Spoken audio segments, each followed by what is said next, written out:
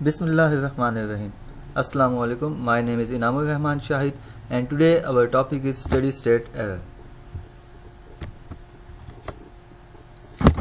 तो steady state error basically input and output के difference को कहते हैं जब टाइम जो है वो इन्फिनिटी को अप्रोच कर रहा हो। अब इस बात का मतलब क्या है? इसका मतलब ये है कि जिस वक्त आपका टाइम इन्फिनिटी में अप्रोच कर रहा है, मतलब कि आपके सिस्टम ने अब फर्दर चेंज होना, अपनी आउटपुट के ट्रेंड को चेंज करना बंद कर दिया है, ठीक है। तो उस वक्त जो उसने वैल्यू इख्तियार की है, ठीक है, जिसको हम स्टेडी स्टेट वैल्यू कहते हैं, उस स्टेडी स्टेट वैल्यू, वो जो स्टेडी स्टेट वैल्यू एंड में हमारे पास बनी है, वो वैल्यू एंड इनपुट की वैल्यू में जो डिफरेंस आता है, तो वो हमारे पास बेसिकली स्टेडी स्टेट एरर होता है, ठीक है। Steady state error is the difference between the input and the output for the prescribed test at these approaches to infinity. अब ये स्टेप इनपुट के केस में एक कांस्टेंट पोजीशन को रिप्रेजेंट कर रहा होता है। इसका मतलब क्या है? इसका मतलब ये है कि स्टेप इनपुट एक लेट से डीसी स्टेप इनपुट जो होती है वैसे एक डीसी लेवल होता है, ठीक है, कि जिस पे जाके वो चेंज नहीं होता। सपोज आपने स्टेप इनपुट दे दी 5 की, 10 की, 15 की, 20 की, जो भी दे दी, ठीक है, तो उस पे जाके स्टेप इनपुट कांस्टेंट हो जाती है। इसको हम कांस्टेंट पोजीशन से डिनोट करते हैं। फर्दर स्टूडेंट्स अगर देखें, अगर हमारे पास रैम इनपुट होती है तो उसको कांस्टेंट वेलोसिटी से रिप्रेजेंट किया जाता है, ठीक है। मतलब कि कांस्टेंट वैल्यू चेंज हो तो रही है, लेकिन एक कांस्टेंट रेशियो और स्लोप के अकॉर्डिंग इंक्रीज कर रही है, ठीक है। वेलोसिटी जैसे स्पीड वर्सेस टाइम हमारे पास होती है, इसी तरह जो रैम्प इनपुट होती है वो भी सेम इसी तरह होती है। Third is constant acceleration. जिस तरह से एक्सेलरेशन हमारे पास सिस्टम की डिफरेंट ट्रेंड सिखाती है, अगर पॉजिटिव है तो पॉजिटिव की तरफ जाएगी और अगर नेगेटिव है तो नेगेटिव की तरफ जाएगी। तो इसी तरह जैसे एक्सेलरेट या डिसेलरेट, तो ये एक डिफरेंट ट्रेंड होता है एंड हमारे पास, ठीक है। और जो कि एक डबल डेरिवेटिव के थ्रू आ रहा होता है, एक्सेलरेशन जो तो एक डबल डेरिवेटिव के थ्रू आ रहा होता है। ये सब हमारे पास फिजिकल इंटरप्रिटेशन है हमारी पैराबोलिक, रैम्प और स्टेप इनपुट्स की। इनको आगे जब हम मजीद यूज करेंगे तो हमें ज्यादा ये अंडरस्टैंड हो जाएगा, ज्यादा क्लियर हो जाएगा। अब स्टूडेंट्स ये देखें कि टाइम फंक्शन जो है, टाइम फंक्शन स्टेप इनपुट के का 1 है, क्योंकि इसमें कोई चेंज नहीं आ रहा, और उसका फिर लैप्लास ट्रांसफॉर्म क्या होगा, 1/s होगा। इसी तरह सिंगल डेरिवेटिव है हमारे पास वेलोसिटी के केस में एंड डबल डेरिवेटिव होता है हमारे पास एक्सेलरेशन के केस में। तो जो हमारे पास रैम्प का होगा, हमारे पास लैप्लास ट्रांसफॉर्म वो 1/s² होगा, और जो पैराबोलिक का होगा या जो एक्सेलरेशन के केस में होगा वो हमारे पास 1/s³ होगा, इसका Laplace transform according to the time function. अब ये एरर्स जो है ये अराइज कहाँ पे होते हैं, ठीक है। अभी हम एक एग्जांपल में देखेंगे जो कि हमारी अपनी बुक नॉर्मन एस नाइस में है, उससे मजीद क्लियर हो जाएगी, ठीक है। अब चलते हैं अपनी एग्जांपल की तरफ। तो स्टूडेंट्स, इसमें एक एग्जांपल दी गई है जिसमें एक ट्रैकिंग सिस्टम है, जिसमें ट्रैक किया जा रहा है बेसिकली जियो स्टेशनरी ऑर्बिट में एक सैटेलाइट को एंड एक कांस्टेंट वेलोसिटी से मूव करती हुई जो हमारे पास सैटेलाइट है, और एक एक्सेलरेटिंग मिसाइल को। 3 चीजें बेसिकली इसमें जो वो हम लोग क्या कर रहे हैं, ट्रैक कर रहे हैं। सबसे पहले जो है जियो स्टेशनरी ऑर्बिट पे ये वाली जियो स्टेशनरी ऑर्बिट पे satellite, second satellite orbiting and constant velocity and accelerating missile को। तो देखें, जो जियो स्टेशनरी ऑर्बिट में जो सैटेलाइट है वो क्या है कि अर्थ के अकॉर्डिंग स्टेशनरी है। जो जियो स्टेशनरी सैटेलाइट है वो अर्थ के अकॉर्डिंग स्टेशनरी है एंड अर्थ के अकॉर्डिंग मूव कर रही है, ठीक है। मतलब कि जिस हिसाब से अर्थ रोटेट करती है, तो अब आपको उसकी पोजीशन में जो डिफरेंस है, जो आप उसकी डिजायर्ड पोजीशन जाते हैं, अब जैसे अर्थ रोटेट कर रही है ना, अब उसकी पोजीशन में भी थोड़ा बहुत हमें चेंज नजर आएगा।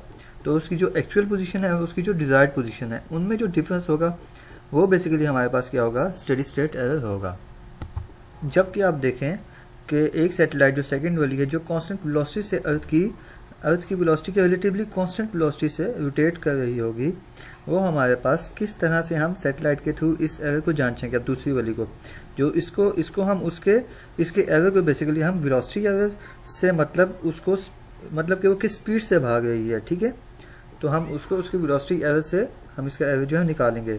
देखें, पहले वाले केस में जो है हमारे पास पोजीशन की बात थी कि यार ये इधर तो है, इसको इधर होना चाहिए था, क्योंकि वो हमारे पास अकॉर्डिंग टू जो रुकी हुई होगी, जबकि ये वाली सैटेलाइट हमारे पास अकॉर्डिंग टू चल रही है, ठीक है। तो तभी इसकी वेलोसिटी का एरर है जो फाइंड करना है। तो पहली वाली में हम पोजीशन एरर निकालेंगे कि अगर इसको इधर, ये इधर थी, इसको इधर होना चाहिए था। और सेकंड वाली जब वो अकॉर्डिंग टू वेलोसिटी का है तो हम उसकी वेलोसिटी एरर निकालेंगे। नाउ थर्ड वाली जो है, थर्ड वाली बात देखें, इसमें मिसाइल की जो इसमें मिसाइल जिसकी वेलोसिटी चेंज होती रहती है। अब थर्ड वाली जो हमारे पास देखें, ये एक्सेलरेटिंग मिसाइल है। अब इसमें इसकी वेलोसिटी चेंज होती रहती है पर सेकंड, पर मिनट, ठीक है, जिसकी वजह से ये एक्सेलरेट कर रहा है। और हमें इसके एरर को इस सैटेलाइट से एज अ वेलोसिटी एरर नहीं, एज अ पोजीशन एरर भी नहीं, बल्कि as an accelerating error, as a parabolic error find करना है, ठीक है। पहले वाले को हमने एज अ पोजीशन एरर, क्योंकि वो कांस्टेंट थी। दूसरी वाली अकॉर्डिंग टू अर्थ रोटेट कर रही थी, तो एज अ वेलोसिटी एरर। जो कि थर्ड वाली है, उसकी वेलोसिटी पर सेकंड पर मिनट चेंज होती जा रही है, वो मतलब एक्सेलरेट कर रही है। तो तीसरे वाले में हमने वेलोसिटी एरर, तीसरे वाले का जो स्टेडी स्टेट एरर होगा वो एक्सेलरेटिंग और पैराबोलिक एरर हमने इसका करना है। तो अब हम आगे चलते हैं इसकी पिक्टोरियल रिप्रेजेंटेशन पे। पिक्टोरियल रिप्रेजेंटेशन में सबसे पहले हम लोग लेफ्ट वाली जो डायग्राम है उसको डिस्कस करते हैं।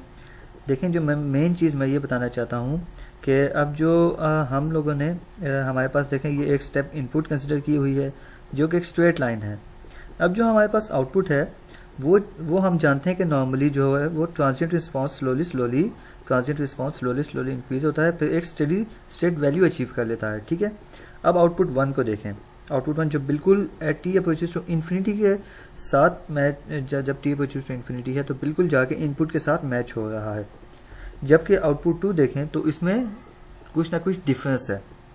तो अब देखें आउटपुट 1 का जो स्टेडी स्टेट एरर होगा, क्योंकि स्टेडी स्टेट एरर होता है आउटपुट का डिफरेंस माइनस इनपुट का डिफरेंस है टी अप्रोचेस टू इन्फिनिटी। तो आउटपुट 1 का डिफरेंस जो है वो स्टेडी स्टेट एरर 0 है, जबकि आउटपुट 2 का स्टेडी स्टेट एरर कुछ ना कुछ वैल्यू आएगी। नाउ राइट साइड वाली हम डिस्कस करते हैं जो कि रैंप एरर है। इसमें हमारे सिस्टम में वेलोसिटी की इनपुट है एंड वेलोसिटी एरर हमने फाइंड करना है। आउटपुट 1 देखें, कुछ टाइम डेविएशन के बाद स्लोली इनपुट से मिल गई है at T approaches to infinity. So output 1 के जो हमारे पास जो होगा स्टेडी स्टेट एरर वो क्या हो जाएगा, 0 हो जाएगा। Now moving towards output 2 after some time at T approaches to infinity. जो आउटपुट 2 है वो इनपुट से कुछ ना कुछ डिस्टेंस है उसका, मतलब कि वो बिल्कुल इनपुट को जाके अप्रोच नहीं करी, तो इसमें कुछ ना कुछ स्टेडी स्टेट एरर हमारे पास होगा, कुछ ना कुछ वैल्यू आएगी। जबकि आउटपुट 3 में आप देखें एट 20 अप्रोचेस टू इन्फिनिटी, इसका गैप बहुत ज़्यादा है इनपुट से, तो इसका कोई ना कोई बड़ी वैल्यू आएगी स्टेडी स्टेट एरर की। इसमें स्टेडी स्टेट एरर थोड़ा काफ़ी ज़्यादा है आउटपुट 2 की निस्बत। आउटपुट 2 में थोड़ा कम है, आउटपुट 3 में थोड़ा ज़्यादा स्टेडी स्टेट एरर है, जबकि आउटपुट 1 में कोई स्टेडी स्टेट एरर नहीं है, क्योंकि वो टी अप्रोचेस टू इन्फिनिटी हमारे पास इनपुट से बिल्कुल मैच कर गई है। अच्छा स्टूडेंट्स, अब फर्दर हम ये देखना चाह रहे हैं कि हमारे पास कैलकुलेशंस क्या होती हैं स्टेडी स्टेट एरर की फॉर डिफरेंट ट्रांसफर फंक्शंस। अब यहाँ पे आपके सामने दो तरह के ट्रांसफर फंक्शन है, दो टाइप्स के ट्रांसफर फंक्शन है। एक ट्रांसफर फंक्शन है जो फीडबैक है, जो राइट साइड वाला आपको दिखाई दे रहा है, ये वाला, ये जो है ये फीडबैक वाला ट्रांसफर फंक्शन है। जबकि दूसरा वाला जो है ये हमारे पास फीड फॉरवर्ड है। देखें इसमें हमारे पास टी एफ एस भी आगे फॉरवर्ड है और ये वाली फीड भी फॉरवर्ड है, ठीक है। अब देखें इसमें जो स्टेडी स्टेट एरर है E of S is equals to R of S minus C of S, ठीक है, ये जो लेफ्ट साइड वाली है। और सेकंड वाली में देखें जो है हमारे पास E of S is equal to R of S minus C of S, मतलब दोनों में जो स्टेडी स्टेट एरर का फार्मूला है वो सेम है। अब हम आगे मजीद डिस्कस करते हैं।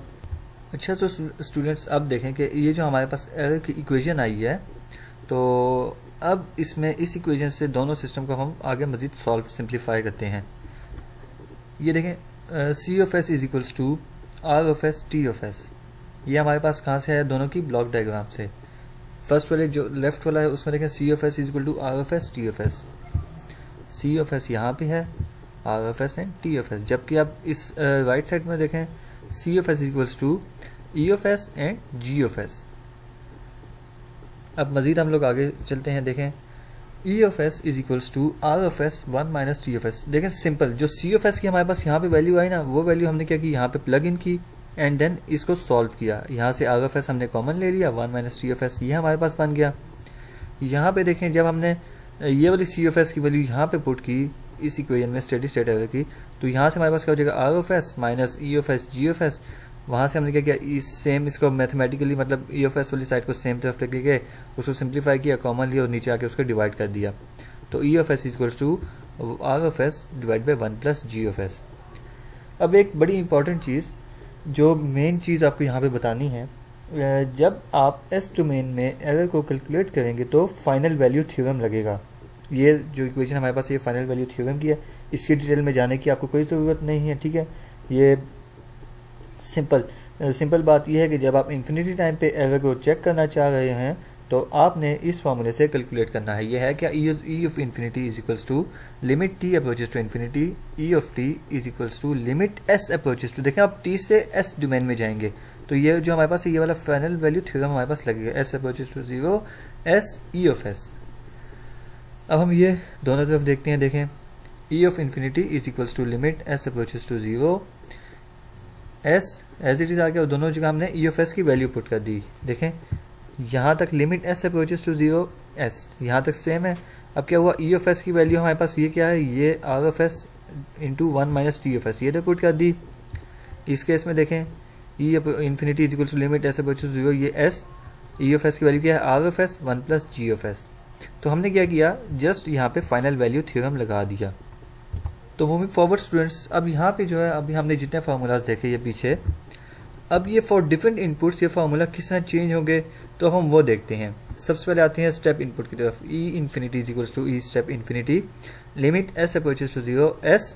अब यहाँ पे देखें आर ऑफ एस है, इस वाली इक्वेशन में देखें जो हमारे पास ये राइट साइड है, S R of S 1 plus G of S, ठीक है। आर ऑफ एस जो है उसको मैंने 1 ऑफ एस, इनपुट को मैंने 1 ऑफ एस लिखा, क्योंकि देखें सबसे पहले जो हमने अपनी जो डिफाइन की थी टाइम फंक्शन, ये देखें यहाँ पे बैक जो स्टेप इनपुट होता है इसको हम लोग, इसका लैप्लास ट्रांसफॉर्म हमारे पास क्या होता है 1 ओवर एस, ठीक है। तो हमने क्या किया, जस्ट इसको जो स्टेप इनपुट के केस में आर ऑफ एस अपनी इनपुट को 1 ओवर एस ले लिया divide by 1 plus G of S is equals to S, S से कैंसिल हो गया 1 over 1 plus G of S, ठीक है। अब फॉर रैम्प इनपुट के केस में ये भी हम फीडबैक सिस्टम की बात करें, जो हमारा राइट साइड वाला था, ये राइट साइड वाला, ठीक है। अब रैम्प इनपुट के केस में क्या होगा, जो हमारी इनपुट होगी वो 1 ओवर एस स्क्वायर होगी। क्यों, ये देखें जो रैम्प इनपुट है इसका हमारे पास लैप्लास ट्रांसफॉर्म क्या है 1 ओवर एस स्क्वायर। तो इस केस में क्या हो जाएगा, हमारे पास जो इनपुट होगी वहां पे 1 ओवर एस की बजाय 1 ओवर एस स्क्वायर हो गया, तो एस और एस स्क्वायर जो है कैंसिल हुए, तो हमारे पास सिंपल बचा 1 ओवर एस। तो वो एस क्या हुआ, नीचे डिनोमिनेटर में आ गया, तो 1 over S plus S G of S, ठीक है। तो इसको अब हम जब सॉल्व करते हैं तो एस अप्रोचेस टू 0 है, तो ये वाला एस जो होगा ये तो वैसे ही 0 हो गया जब हम इसको सेपरेट करेंगे, ठीक है। तो हमारे पास क्या सिंपल बच जाएगा, limit 1 over limit S approaches to 0 S G of S, ठीक है। अब पैराबोला के केस में क्या होगा, मतलब जो हमारे पास थी थर्ड एक्सेलरेटिंग वाली, ये देखें ये कांस्टेंट एक्सेलरेशन वाले केस में हमारे पास जो लैप्लास ट्रांसफॉर्म उसका होता है 1 ओवर एस क्यूब होता है। अब चलते हैं आगे, तो आर ऑफ एस जो होगा इस केस में हमारे पास 1 ओवर एस क्यूब है, एस क्यूब से हमारे पास जो वो कैंसिल हुआ, तो हमारे पास सिंपल 1 ओवर एस स्क्वायर बच गया। अब क्योंकि same as S approaches to 0, तो ये वाला जो एस स्क्वायर है ये 0 हो गया और हमारे पास सिंपल क्या बचा 1 over limit S approaches to 0 S square G of S, ठीक है स्टूडेंट्स। अब आगे हम बढ़ते हैं, ये है जी static error constants and system type. अब स्टूडेंट्स अब एक चीज़ आपको यहाँ सीखनी है, वो ये कि तीनों सिस्टम्स में नीचे छोटी सी एक चेंज आ रही है, ठीक है। हम इनको एक नाम देते हैं जो कि है स्टैटिक एरर कांस्टेंट्स का। ये देखें स्टूडेंट्स, देखें जो फर्स्ट वाला है इसमें हमारे पास जो चेंज आई है वो क्या है, limit S approaches to 0 g of s. सब फार्मूला सेम है, देखें ऊपर तीनों के 1 है, नीचे क्या है इसके 1 प्लस आ गया, और ये जो हमारे पास थोड़ी सी चेंज आई है इसको हमने क्या कह दिया, position constant K p is equal to limit S approaches to 0 g of s. Second में देखें रैम्प इनपुट के केस में सेम उसी तरह सिमिलर फार्मूलाज हैं, ठीक है। तो हमने क्या किया, इनको जस्ट एक नाम दे दिया स्टैटिक एरर कांस्टेंट्स का। ये देखें जी ऑफ एस, यहाँ पे जो हमारे पास जो है वेलोसिटी कांस्टेंट है इसको हमने वेलोसिटी कांस्टेंट का नाम दे दिया limit S approaches to 0 S G of S. Similarly acceleration constant K a for third type, ठीक है, फॉर थर्ड टाइप नहीं, फॉर थर्ड फार्मूला। ये देखें फॉर रैम्प के केस, अपना एक्सेलरेशन के केस में जो हमारे पास है K a is equal to limit S approaches to 0 S square G of S. तो ये हमारे पास होते हैं स्टैटिक एरर कांस्टेंट्स। अब हम आते हैं सिस्टम टाइप की तरफ। अब स्टूडेंट सिस्टम टाइप बड़ी इंपॉर्टेंट चीज़ है, ये आपको समझनी है। टाइप 0, टाइप 1, टाइप 2, जब हमें ये समझ आ जाएगी तो हमें ये सब सॉल्व करना बड़ा आसान हो जाएगा, ठीक है।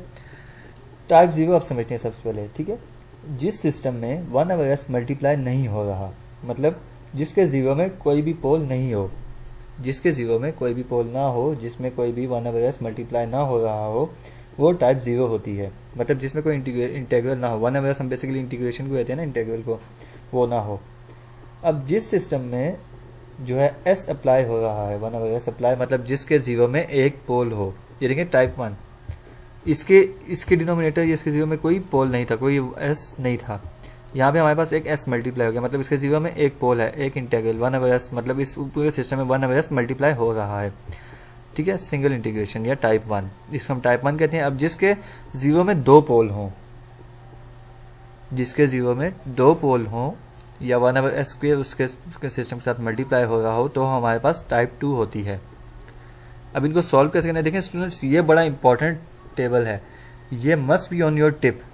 ये आप, अगर आपको ये टेबल समझ आ गया तो समझें कि आपको पूरी बुक के स्टडी स्टेट अगर आप मिनटों में सॉल्व हो जाएगा आपके, ठीक है। तो ये मैं आपको हाईली रिकमेंड करूँ कि ये टेबल आप समझें, इसको याद कर लें, ये आपकी फिंगर टिप्स में होना चाहिए ये वाला टेबल, ठीक है। That table will be very helpful to you. अब हम एक एग्जाम्पल करते हैं। एग्जाम्पल है basically find errors for 5ut, 5tut and 5t²ut। अब हमने क्या करना है, हमारे पास तीन इनपुट्स दी हुई हैं, एक 5ut है, एक 5tut है एंड एक 5t²ut है। ये बेसिकली मतलब कि एक हमारे पास सिंपल स्टेप इनपुट है, एक हमारे पास जो है वो रैंप इनपुट है, एक हमारे पास जो है वो पैराबोलिक इनपुट है, ठीक है। अब हमने जो फार्मूलाज पढ़े थे, कौन सा वाला सिस्टम है, देखें स्टूडेंट्स, ये वाला कौन सा सिस्टम है, फीड बैक सिस्टम है। इसका फार्मूला हम लोगों ने क्या पढ़ा था, इसका फार्मूला हम लोगों ने ये देखें ये पढ़ा था, e of infinity is equals to limit s approaches to 0 s r of s 1 plus g of s। तो अब चलते हैं अपनी एग्जाम्पल की तरफ, ठीक है। तो सबसे पहले देखें स्टेप वाले केस में, स्टेप वाले केस में हमारे पास जो है सिंपल 5 कोई नहीं है, 1 plus limit s approaches to 0 g of s, ठीक है। अब देखें स्टूडेंट्स, जो हमारे पास g ऑफ s है वो बेसिकली क्या है, ये ब्लॉक में, ये जो ब्लॉक है ये g ऑफ s का है, ठीक है।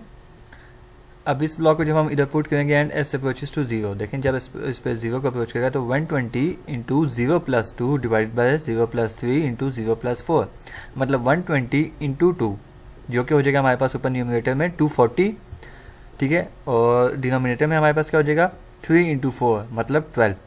12 कितने जार 240 होता है, 12 20 जार 240 होता है, 12 10 जार 120 एंड 12 20 जार 240।